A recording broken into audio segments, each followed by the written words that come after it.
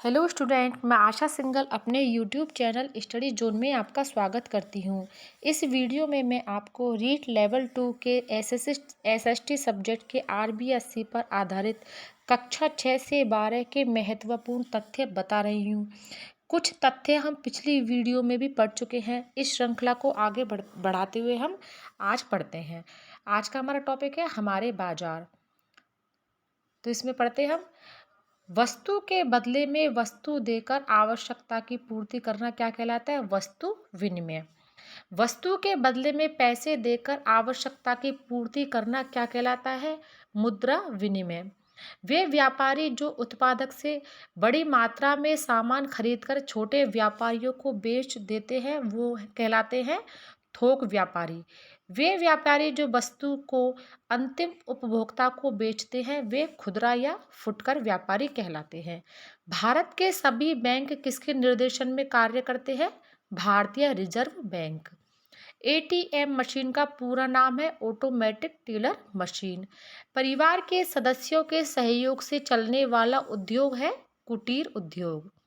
लगभग 20 व्यक्तियों के द्वारा चलाया जा रहा उद्योग किस श्रेणी में आता है? लघु उद्योग। अब अगला पाठ है हमारा सहकारिता एवं उपभोक्ता संरक्षण। संगठित रूप से व्यक्ति जब आपसी सहयोग के लिए कार्य करते हैं वो कहलाता है सहकारिता। सहकारिता का मूल मंत्र क्या है? एक सबके लिए सब एक के लिए।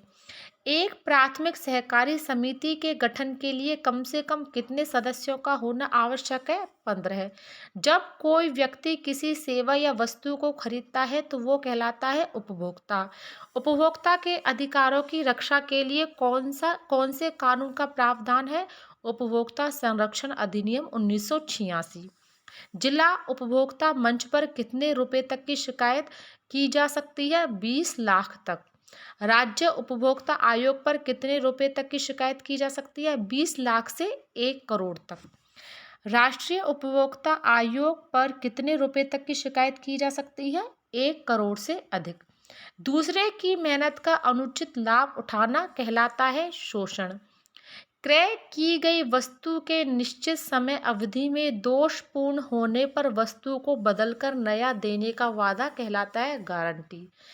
क्रय की गई वस्तु के निश्चित समय अवधि में दोषपूर्ण होने पर वस्तु दोष मुक्त करके देने का वादा कहलाता है वारंटी। सहकारी समिति का पंजीकरण कहाँ से करवाया जाता है? सहकारिता विभाग से। अब अगला पाठ है हमारा सरकार व लोकतंत्र। सरकार का क्या कार्य होता है? सभी नागरिकों के लिए कानून बनाना। जब निर्णय लेने की शक्ति अकेले व्यक्ति राजा रानी के पास हो तो वह सरकार क्या कहलाती है? वह राजतंत्र व्यवस्था कहलाती है। जब जनता अपना प्रतिनिधि निश्चित समय के लिए वोट देकर चुनती है तथा निर्णय में जनता द्वारा चुने गए प्रतिनिधियों की सहभागिता होती है उसे कहा जाता है लोकतंत्र। जब लोकहित को ध्यान में न रखते हुए दूसरों को दबाकर निर्णय लिए जाएं ऐसी सरकार कहलाती है तानाशाह। सरकार के चयन हेतु आवश्यक वयस्क नागरिक की आयु कितनी है? 18 वर्ष। अब अगला पाठ है हमारा बाल अधिकार एवं बाल संरक्षण। ये टॉपिक बहुत महत्वपूर्ण है क्योंकि इस बार नया ही जुड़ा है। 20 नवंबर 1979 को 20 नवंबर 1989 को संयुक्त राष्ट्र संघ के बाल अधिकार अधिवेशन द्वारा बालकों के अधिकारों को 4 रूपों में स्वीकार किया। भारत सरकार ने इस पर 11 दिसंबर 1992 को सहमति दी। ये अधिकार है जीने का अधिकार, विकास का अधिकार, संरक्षण का अधिकार व सहभागिता का अधिकार। कन्या भ्रूण हत्या रोकथाम हेतु सरकार ने कौन सा कानून बनाया? पीएनडीटी कानून 1994। बाल विवाह रोकथाम हेतु सरकार ने कानून कब बनाया? बाल विवाह प्रतिषेध अधिनियम 2006। बाल श्रम रोकथाम हेतु सरकार ने कानून कब बनाया? किशोर न्याय अधिनियम 2000। बाल यौन हिंसा के रोकथाम हेतु सरकार ने क्या प्रयास किए? लैंगिक अपराधों से बालकों का संरक्षण अधिनियम 2012। चाइल्ड हेल्पलाइन नंबर क्या है? 1098। अब अगला पाठ है हमारा स्थानीय स्वशासन, ग्रामीण व शहरी। ग्रामीण क्षेत्र के विकास के लिए पंचायती राज व्यवस्था को कौन से संविधान संशोधन में अपनाया गया? वो है 73वां संविधान संशोधन। कौन से संविधान संशोधन के तहत शहरी क्षेत्र के नगरीय स्वशासन को अधिक सशक्त बनाया गया? तो वह है 74वां संविधान संशोधन। भारत में त्रिस्तरीय पंचायती राज व्यवस्था कब शुरू हुई? तो वो है 2 अक्टूबर 1959 को नागौर से। पंचायत के 3 स्तर कौन से हैं? ग्राम पंचायत, पंचायत समिति, जिला परिषद। ग्राम पंचायत की सबसे छोटी इकाई कौन सी है? वार्ड सभा। ग्राम पंचायत का मुखिया कौन होता है? सरपंच। ग्राम पंचायत में क्रियान्विति के लिए सरकारी कर्मचारी कौन होता है? ग्राम सेवक। ग्राम पंचायत के कार्य कौन से हैं?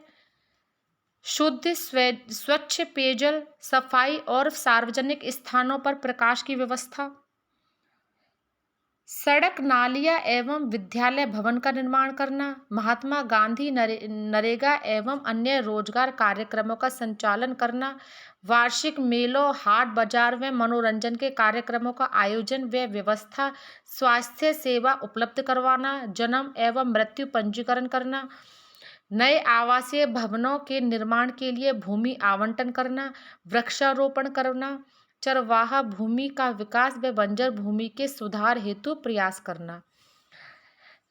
ग्राम सचिवालय में ग्रामीणों की सहायतार्थ सरकारी कर्मचारियों सहित सरपंच कब उपस्थित रहता है? वो रहता है महीने में 4 दिन, 5 तारीख को, 12 तारीख को, 20 तारीख को व 27 तारीख को। पंचायत समिति का मुखिया क्या कहलाता है? वह प्रधान कहलाता है। पंचायत समिति के कार्य कौन से हैं? तो इसमें पहला है अपने क्षेत्र की पंचायतों के कार्य की समीक्षा व पर्यवेक्षण करना, किसानों के लिए उत्तम खाद व बीज की व्यवस्था करना, प्रारंभिक शिक्षा की व्यवस्था करना, सरकारी योजनाओं का क्रियान्वयन करवाना। पंचायत समिति के कार्यों के लिए सरकारी अधिकारी होता है तो वो होता है खंड विकास अधिकारी, BDO। जिला परिषद का मुखिया कौन होता है? वो होता है जिला प्रमुख। जिला परिषद के कार्य कौन से हैं? तो जिला परिषद का पहला कार्य है ग्राम पंचायत व राज्य सरकार के बीच की कड़ी का यह कार्य करती है। पंचायत समिति के कार्यों की सामान्य देखभाल करती है, संपूर्ण जिले के विकास की योजना बनाती है और जिले में होने वाले विकास कार्यों की समीक्षा व पर्यवेक्षण करती है। जिला परिषद के कार्यों के सहयोग के लिए सरकारी अधिकारी कार्यरत होता है तो वो होता है मुख्य कार्यकारी अधिकारी, CEO। बालाथल व गिलुंड सभ्यता कहाँ पर स्थित है? तो वो है उदयपुर में। नोहे सभ्यता स्थल कहाँ पर स्थित है? भरतपुर। ताम्रयुगीन लोहे की कुल्हाड़ी वहाँ मिली है। चंद्रावती सभ्यता स्थल कहाँ पर है? सिरोही में। पचमाता सभ्यता स्थल कहाँ पर स्थित है? तो वो राजसमंद में है। गणेश्वर सभ्यता स्थल कहाँ है? सीकर, कातली नदी पर विकसित है। बैराट सभ्यता स्थल कहाँ पर है? वो है जयपुर। यहाँ पर महाभारत काल के अवशेष भी मिले हैं। तरखान वाला डेरा कहाँ पर स्थित है? तो श्री गंगानगर में स्थित है। सिंधु सभ्यता ईसा से कितने वर्ष पूर्व मानी जाती है? तो वो 2500 वर्ष पूर्व, यानी वर्तमान से 4500 वर्ष। अब अगला टॉपिक है अपना वैदिक सभ्यता एवं संस्कृति। वेदों के लिखे जाने के आधार पर वैदिक काल को कितने भागों में बांटा गया है? तो 2 भागों में बांटा गया है, पूर्व वैदिक काल व उत्तर वैदिक काल। वेदों की संख्या कितनी है? वेदों की संख्या 4 है। सबसे प्राचीन वेद है ऋग्वेद। यज्ञों में प्रयुक्त होने वाले मंत्र किस वेद से मिलते हैं? तो वो यजुर्वेद से मिलते हैं। देवताओं की पूजा के सभी मंत्र किस वेद से मिलते हैं? सामवेद से मिलते हैं। भारतीय संगीत का उद्भव किस वेद से हुआ? सामवेद से। चिकित्सा विधि का ज्ञान किस वेद से मिलता है? वो अथर्ववेद से मिलता है। वेद के कितने भाग हैं? वेद के 4 भाग हैं। कौन कौन से हैं वो? संहिता, ब्राह्मण, आरण्यक व उपनिषद। जीवन में जन्म से मृत्यु तक कितने संस्कारों का उल्लेख वेदों में मिलता है? तो वो 16 संस्कारों का उल्लेख मिलता है। वैदिक संस्कृति में मानव जीवन को कितने आश्रमों में बांटा गया है? तो 4 आश्रमों में बांटा गया है। ब्रह्मचर्य, गृहस्थ, वानप्रस्थ व संन्यास। वर्ण व्यवस्था का आधार क्या था? तो वर्ण व्यवस्था का आधार था कर्म। आर्यों के राजनीतिक जीवन का मूल आधार किसे माना गया है? कुटुंब। वैदिक संस्कृति में कुटुंब शब्द के लिए प्रयुक्त हुआ है। शब्द किसके लिए प्रयुक्त हुआ है? तो वो परिवार के लिए। कुटुंब से मिलकर क्या बनता है? ग्राम। ग्रामों के मिलने से क्या बनता है? विश्व। विश्व का मुखिया कौन होता है? विश्वपति। विश्व के समूह से किसका निर्माण होता है? जन। जन का शासक क्या कहलाता है? राजन या जनपति। आर्यों का मुख्य व्यवसाय क्या था? कृषि। वैदिक काल में खिल्य भूमि किसे कहा जाता था? तो बंजर भूमि को खिल्य भूमि कहा जाता था। वैदिक सभ्यता में व्यापारी को क्या कहा जाता था? वैदिक सभ्यता में व्यापारी को पणी कहा जाता था। ऋग्वेद में किस सिक्के के बारे में पता चलता है? ऋग्वेद में निष्क सिक्के के बारे में पता चलता है। वैदिक सभ्यता में व्यापार की कौन सी पद्धति प्रचलन में थी? तो वैदिक सभ्यता में व्यापार की वस्तु विनिमय पद्धति प्रचलित थी, अर्थात वस्तु के बदले वस्तु दी जाती थी। अब हम देखते हैं ऋग्वैदिक कालीन नदियाँ। तो उस समय ऋग्वैदिक काल में उन नदियों का नाम क्या था और वर्तमान समय में उनका नाम क्या है? तो जैसे कुंभा, तो वर्तमान में उसका नाम है काबुल। कुर्मुदा वर्तमान में है कुल्लम। गोमती, गोमती का वर्तमान में नाम है गोमल। सुवस्तु, सुवस्तु का वर्तमान में नाम है स्वात। सिंधु, सिंधु का वर्तमान में नाम है सिंध। वितस्ता, वितस्ती का वर्तमान में नाम है झेलम। विपाशा, विपाशा का वर्तमान में नाम है व्यास। परुष्णी, परुष्णी का है रावी। अश्किनी का है चिनाब। शत्रुदी का है सतलज और दुष्टद्वती का नाम है सरस्वती। अब आगे हम देखते हैं महाजनपदकालीन भारत एवं मगध साम्राज्य। जन समूह या कबीला जिस स्थान पर निवास करता था उसे क्या कहा जाता था? तो जहाँ पर जन समूह या कबीला निवास करता था उसे जनपद कहा जाता था। बड़े जनपदों में छोटे जनपदों के मिलने से किसका निर्माण हुआ? तो बड़े जनपदों में छोटे जनपदों के मिलने से महाजनपद का निर्माण हुआ। महाजनपदों की संख्या कितनी थी? महाजनपदों की संख्या 16 थी। 16 महाजनपदों की सर्वप्रथम जानकारी कहाँ से मिलती है? तो 16 महाजनपदों की जानकारी बौद्ध ग्रंथ अंगुत्तर निकाय से मिलती है। 16 महाजनपदों की राजधानी। तो महाजनपद और उनकी राजधानी, तो देखिए पहला जनपद है महाजनपद है अंग, उसकी राजधानी थी चंपा। दूसरा जनपद है मगध, मगध की है पाटलिपुत्र। तीसरा महाजनपद है काशी, तो काशी की है वाराणसी। चौथा महाजनपद कौशल, कौशल की है श्रावस्ती। पांचवा जनपद है बज्जी, बज्जी की है वैशाली। और छठा जनपद है मल्ल, मल्ल की है कुशीनरी पावा। फिर सातवां है चेदी, चेदी की है शक्तिमती।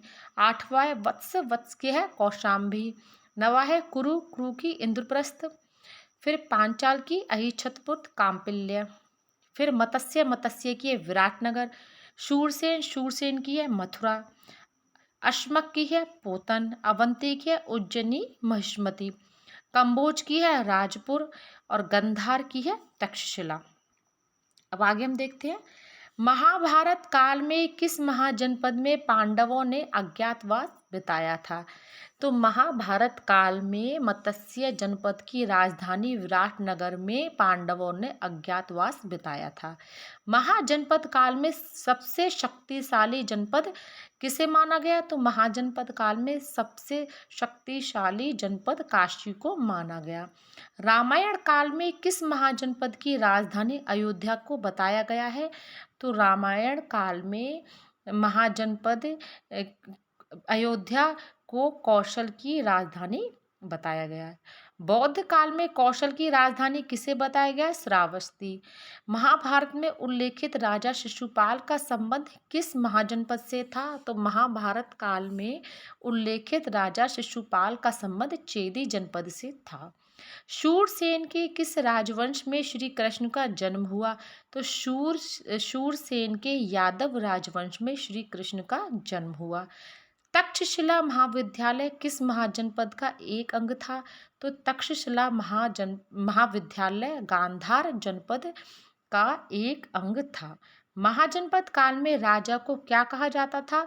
महाजनपद काल में राजा को गणपति कहा जाता था। भारत का प्रथम विशाल साम्राज्य किस महाजनपद को कहा गया? तो भारत का प्रथम विशाल साम्राज्य मगध महाजनपद को कहा जाता था। मगध की सेना के महत्वपूर्ण अंग कौन थे? मगध की सेना के महत्वपूर्ण अंग हाथी थे। मगध राज्य की प्रथम राजधानी किसे माना गया? मगध राज्य की प्रथम राजधानी गिरिव्रज को माना गया। मगध राज्य की उत्थान व समृद्धि में किसका सबसे महत्वपूर्ण योगदान है? अजात शत्रु का। किस वंश के शासकों ने मगध की सेना में वृद्धि की?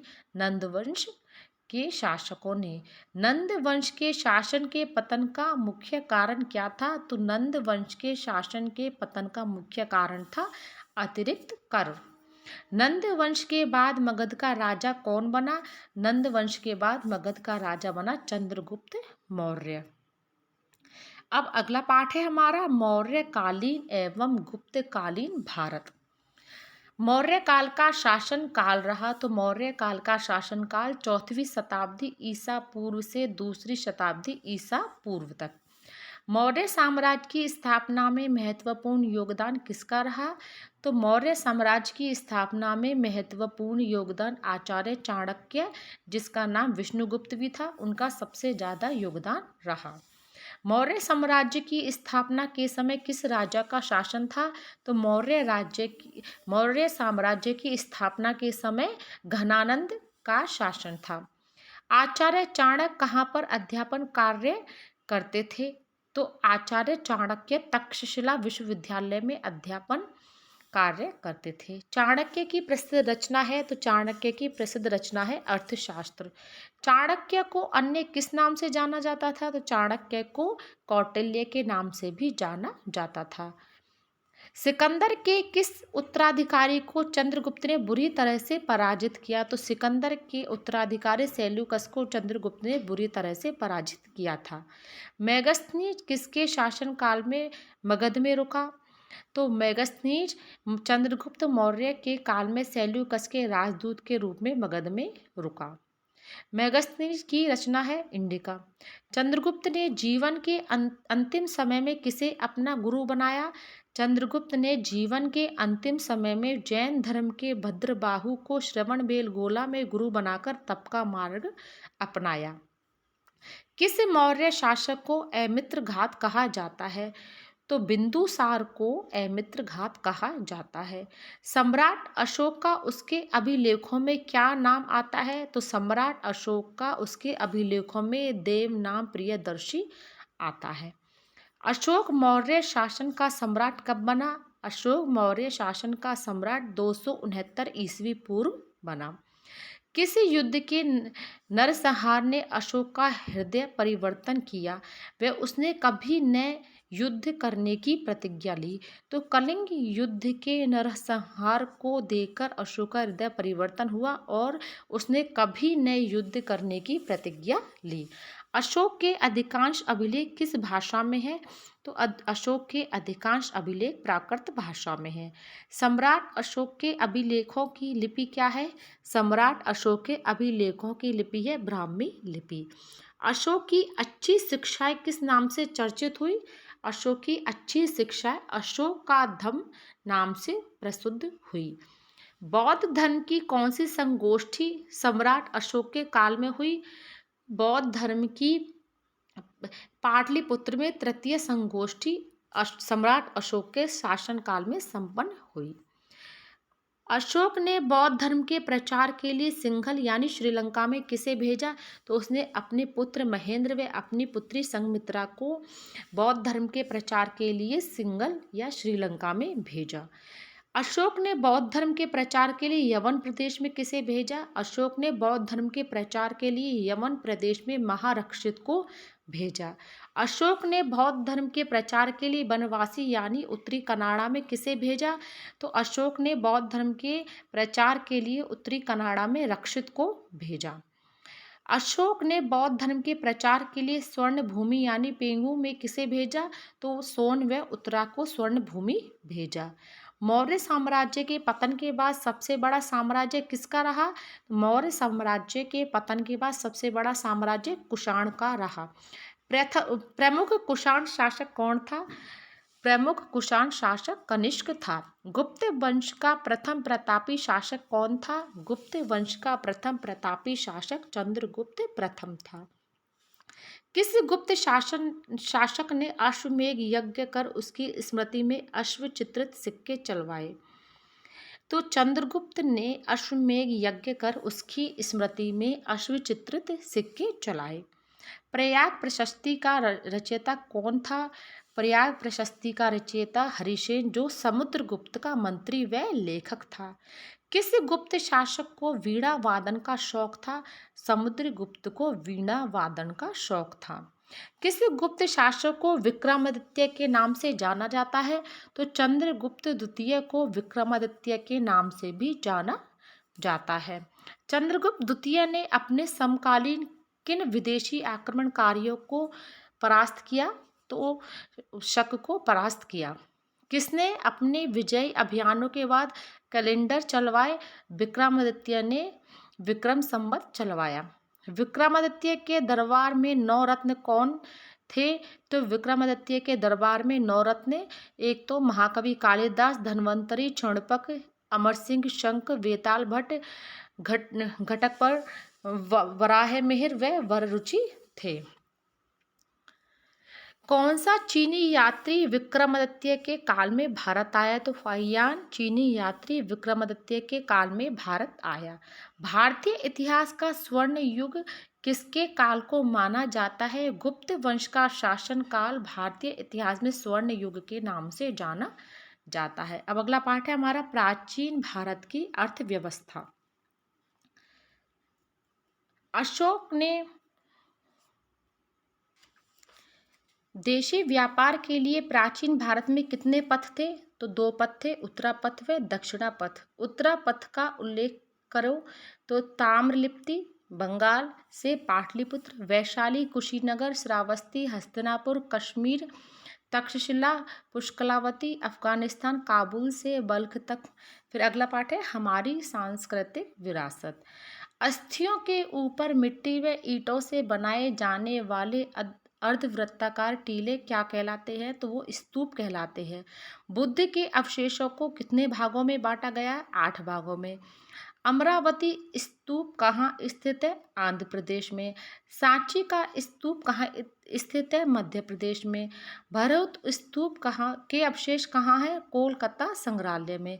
गुफा में पूजा हेतु निर्मित ठोस स्तूप कहलाते हैं चैत्य। भिक्षुओं के रहने के लिए बनाई गई गुफा विहार कहलाती है। चैत्य तथा विहार की मुख्य विशेषता क्या थी? इनकी दीवारों पर चित्र व बौद्ध धर्म से जुड़ी जातक कथाओं का चित्रण मिलता है। अजंता की गुफाएं कहाँ पर स्थित है? महाराष्ट्र के औरंगाबाद जिले में बाघोर नदी की घाटी में। अजंता की गुफाएं कितनी है? कुल 29 हैं, जिनमें 5 चैत्य है। 490 ईस्वी के बाद अजंता को छोड़कर सब कहाँ चले गए? 490 ईस्वी के बाद अजंता को छोड़कर सब एलोरा, स्थानीय भाषा में बेलूर चले गए। भारतीय मूर्ति कला का वास्तविक स्वरूप कब से माना जाता है? तो भारतीय मूर्ति कला का वास्तविक स्वरूप मौर्य काल से माना जाता है। सारनाथ के अशोक स्तंभ में कितने शेर हैं? 4। अशोक स्तंभ के आधार में कौन कौन से जानवर उल्लेखित हैं? अशोक स्तंभ के आधार में बैल, घोड़ा, हाथी व शेर उल्लेखित हैं। भारतीय कला के इतिहास में किस काल को स्वर्णकाल माना जाता है? गुप्त काल को स्वर्णकाल माना जाता है। प्राचीन काल के प्रमुख साहित्यकार व उनकी रचनाएं। पहला है विष्णु शर्मा, पंचतंत्र। कालिदास, इनकी रचनाएं अभिज्ञान शाकुंतलम, ऋतुसंहार, मेघदूत व कुमार संभव। शूद्रक की है मृक्ष कटिकम। अमर सिंह की है अमरकोश। सम्राट हर्ष की है रत्नावली, नागानंद, प्रियदर्शिका। वाण भट्ट की है हर्षचरित। इलांगरे आदिगल की है सिरबलादिकरम, तमिल में है ये। शीतले सतनार की है मणि मेखलई, ये भी तमिल में है।